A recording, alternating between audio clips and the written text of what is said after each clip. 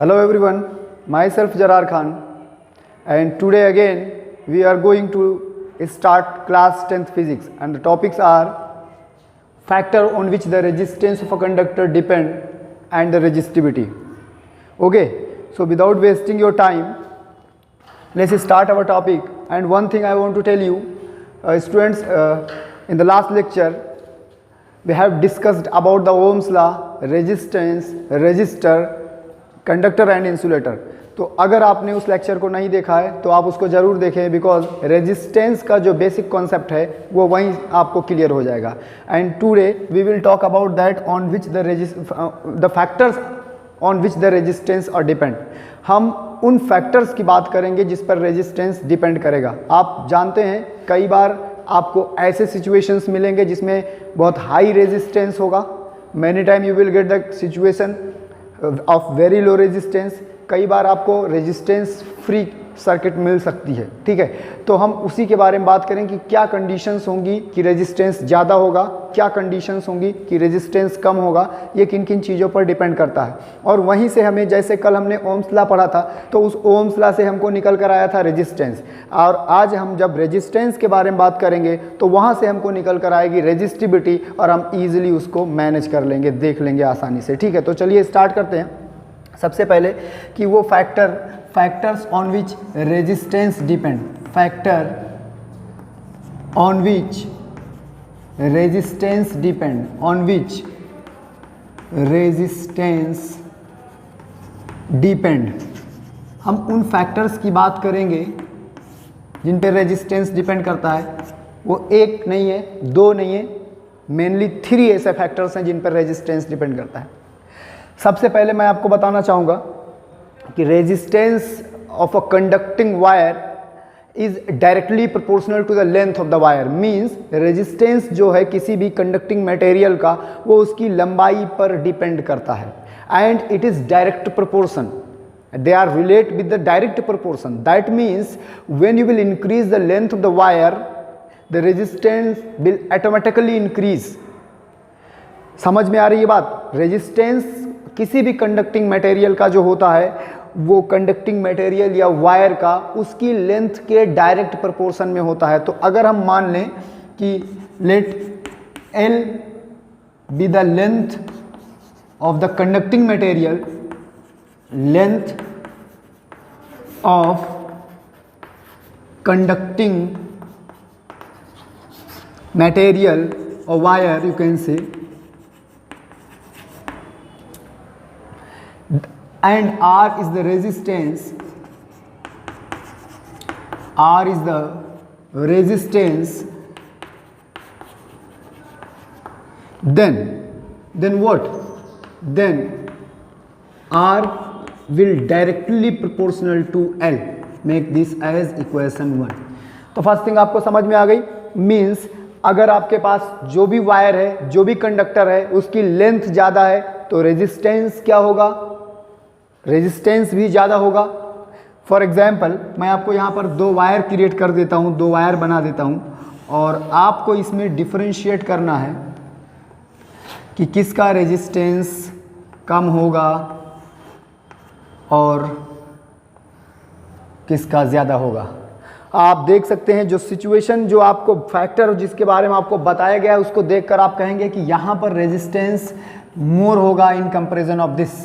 यहाँ पर अगर हम इसको कुछ भी कह लें इसको, तो इसका जो रेजिस्टेंस होगा वो मोर होगा और इसका जो होगा वो लेस होगा, क्योंकि इसकी लेंथ ज़्यादा है और इसकी लेंथ इससे कम है. और आप जानते हैं कि जो रेजिस्टेंस है वो लेंथ के डायरेक्ट प्रोपोर्शन में है किसी भी कंडक्टिंग मटेरियल के. The first thing.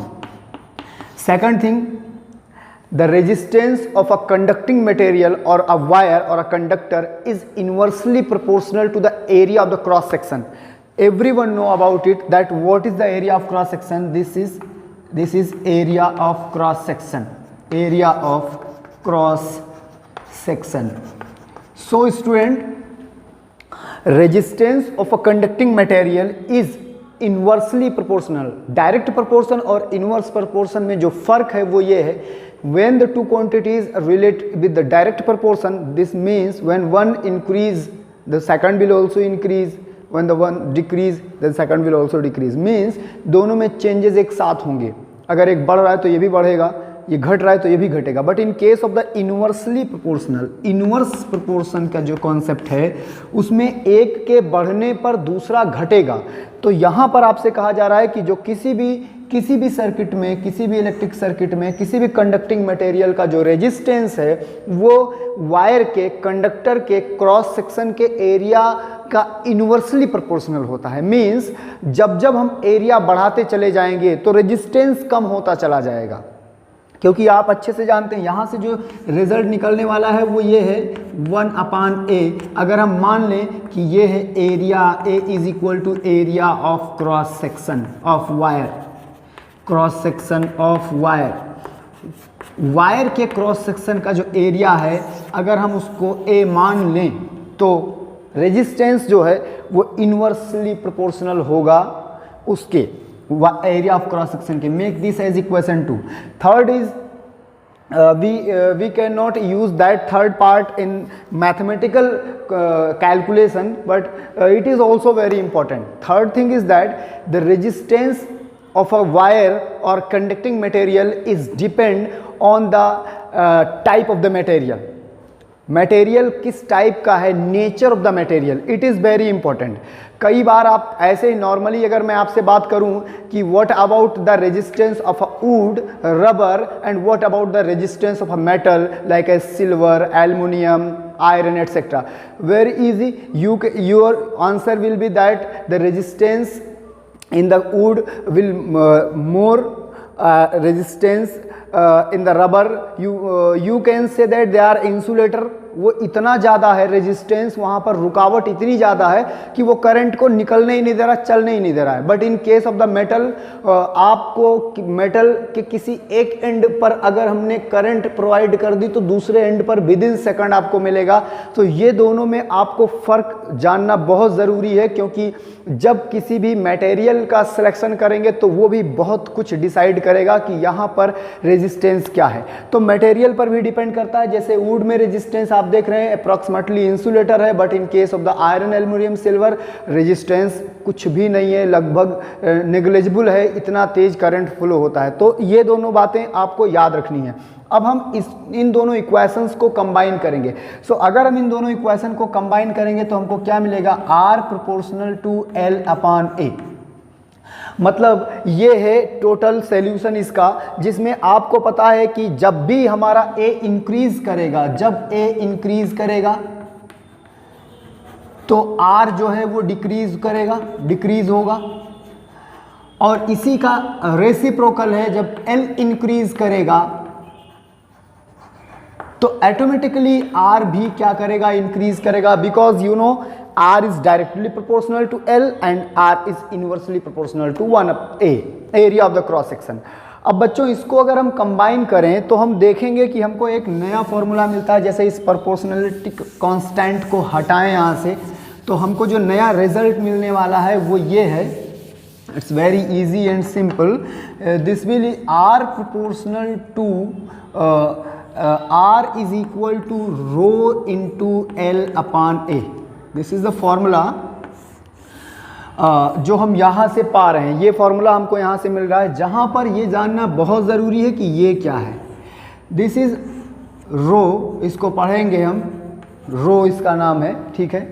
And constant, a constant एक कांस्टेंट है, and this constant is called resistivity. और इसी कांस्टेंट को हम क्या बोलते हैं बच्चों, रेजिस्टिविटी बोलते हैं, ठीक है। तो ये बात आपको जाननी बहुत ज़रूरी थी कि ये क्या होता है, बिकॉज हमारा नेक्स्ट टॉपिक रेजिस्टिविटी है। तो आपने यहाँ तक की चीज़ें समझ ली हैं, ठीक है, कि R क्या है, R किस पर डिपेंड करता है, लेंथ पर, एरिया पर। उन दोनों को कंबाइन किए तो हमको ये फॉर्मूला मिला, और इस फॉर्मूले से हमें एक और सिंबल मिलता है जिसको हम रो कहते हैं, and this is a constant and called resistivity guys. Okay, so now the next one is that what is the resistivity. So from this formula we can define the resistivity. Here if you want to define resistivity, अगर आप resistivity define करना चाहते हो बच्चों तो आपको बहुत easy तरीका बताता हूँ। अगर हमारे पास कोई conducting material है, suppose we have an conducting material जिसकी लेंथ जो है वो 1 मीटर है, या मीटर ना कह के 1 यूनिट कहें। एक मटेरियल है, कंडक्टर है जिसकी लेंथ 1 यूनिट है, इसके क्रॉस सेक्शन का जो एरिया है बच्चों वो 1 यूनिट स्क्वायर है, 1 यूनिट स्क्वायर है। तो इस सिचुएशन में जो रेजिस्टेंस होता है, then resistance is called resistance is called resistivity. तो रेजिस्टेंस को ही हम क्या बोलेंगे, इज कॉल्ड रेजिस्टिविटी। बच्चों क्या मेरी बात समझ में आ रही है? Then resistance is called resistivity. It's very simple. How can you define? Suppose your oral test is going on and your teacher asks that what is resistivity, so your answer should be that when we will take a wire of length 1 unit and its area of cross section is 1 unit square, then the resistance of that conducting wire is called resistivity. तो उस wire का जो resistance होगा उसी को resistivity कहेंगे। Resistivity का अगर हम बात करें कि इसकी यूनिट क्या होगी, what will be the unit of the resistivity, so guys it is also very easy and many time I told you that we can find unit of any physical quantity with the help of the given formula. So हम यहाँ से भी फॉर्मूले का use करके ही unit निकालने वाले हैं। तो आपको यहाँ तक की बातें क्लियर हो गई होंगी। Now we are going to talk about that what is the unit of the resistivity. Resistivity की यूनिट क्या होगी बच्चों, हम इसके बारे में बात करने वाले हैं और ये बहुत ईजिली समझा जा सकता है बिकॉज फार्मूला हम समझ चुके हैं, फार्मूले में रो का रोल समझ चुके हैं। Many time that rho is also called specific resistance भी उसको कहा जाता है। कई बार आप रेजिस्टिविटी स्पेसिफिक रेजिस्टेंस क्लियर रखिएगा। So you have R is equal to rho into L upon A. To calculate the unit of R from here first of all you will find the value of rho and it will R into A upon L. So let's find the unit of row.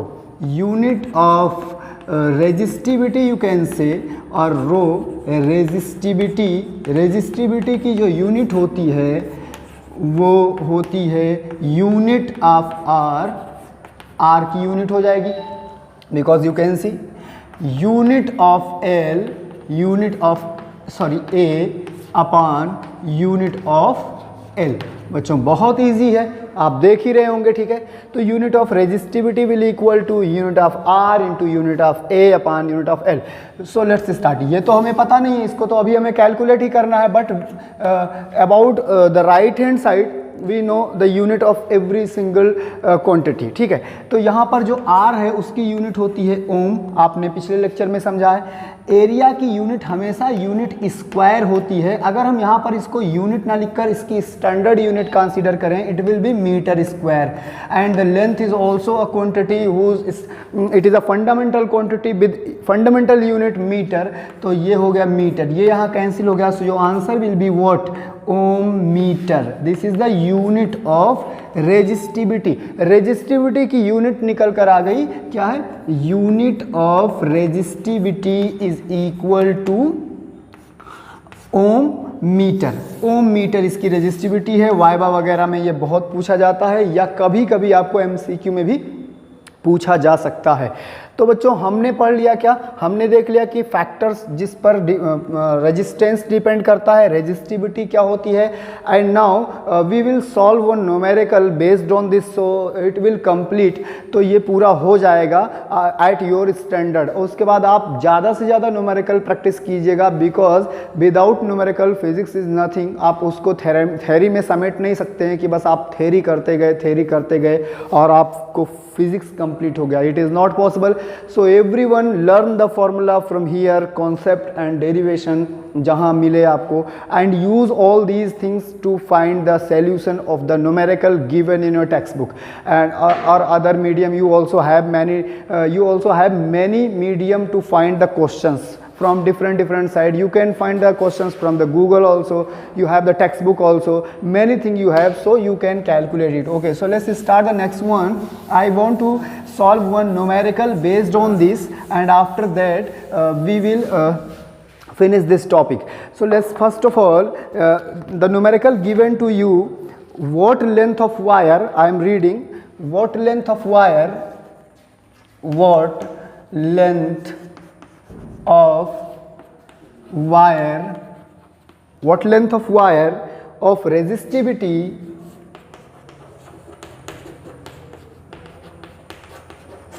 of resistivity 100 into 10 power minus 8 ohm meter. This is the resistivity. Area of cross section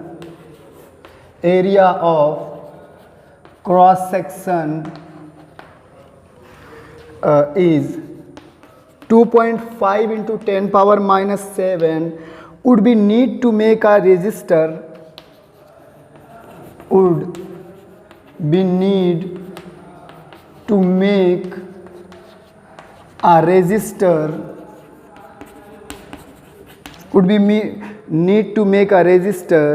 of 57.6 ओम। क्या हमें 57.6 ओम का resistor लगा सकते हैं यहाँ पर? तो हमें ये जानना है कि लेंथ क्या होगा। सॉल्यूशन इसका देखेंगे बच्चों। What length of wire of resistivity this and this area of cross section and this need to make, मतलब कि कितनी लंबाई का वायर हमारे पास हो जिसकी रेजिस्टिविटी ये हो, जिसके क्रॉस सेक्शन का एरिया ए हो, और उसकी वजह से जो सर्किट में जो वायर में रेजिस्टेंस है वो ये हो, कितने लेंथ का। That is we are going to find out L. So guys first of all I would like to write the fundamental formula. जहाँ से हमने शुरू किया था तो वो था हमारा L upon A. From here we are going to calculate the value of L. So student, it will equal to R into A upon rho. Now you have everything. This is rho. So at the place of rho we will put this one. This is A. At the place of A we will put this one. This is R. At the place of R we will put this one. So let's see. First of all, 100 into 10 power minus 8. This is resistivity, so it will be in denominator here 57.6 into 2.5 into 10 power minus 7 upon 100 into 10 power minus 8. This is the data given in your question. यही data आपके question में given है। चलो इसको simplify करते हैं। It's so easy. जब आप इन डेसिमल्स को हटाओगे तो आपको पता है कि नीचे ये सिचुएशन आएगी। अब आप देख सकते हो rho is equal to L is equal to 576 into 25 into 10 power minus 7 and in denominator this become 10 power 4 into 10 power minus 8. The total result you will get 10 power minus 4. अब इन दोनों को जब हम सॉल्व करेंगे बच्चों तो हमको मिलेगा L is equal to 576 into 25 into ये ऊपर यहाँ डिनोमिनेटर में लेके आइए तो ये 7 है और ये 4 है तो नीचे 3 बचेगा, मीन्स 1000 बचेगा, 1000। ठीक है, तो अब हम क्या करते हैं कि इसको जो है थोड़ा सा इस तरफ सॉल्व कर लेते हैं। ठीक है, तो देखिए इसमें जब 1000 हमारे पास बचेगा, हमको ये भी पता है L is equal to 576 into 25 upon 1000। ये इसको कैंसिल करेंगे तो 440 हो गया और 576 अपॉन 40 L और ये मीटर। अब इसको आप डिवाइड करके देख लीजिएगा कि आंसर कितना देगा। ठीक है, तो इस तरीके से ये था बच्चों आज का टॉपिक था। अब हम इसके बाद अगले लेक्चर में मिलेंगे किसी अगले टॉपिक के साथ। क्लास 10th में इलेक्ट्रिसिटी एक बहुत इंपॉर्टेंट चैप्टर है, क्योंकि आप जानते हैं, नहीं जानते हैं तो मैं बता देता हूँ, 12th में बहुत ज़्यादा इसका यूज़ है और जब तक फंडामेंटल नहीं क्लियर होगा हम कुछ भी नहीं कर पाएंगे। So students, it's my request to you, focus on this, अच्छे से इसको करें, क्लियर रखें अपने कॉन्सेप्ट को, क्योंकि क्लास 12th में आपको प्रॉब्लम नहीं होनी चाहिए। Okay, thank you.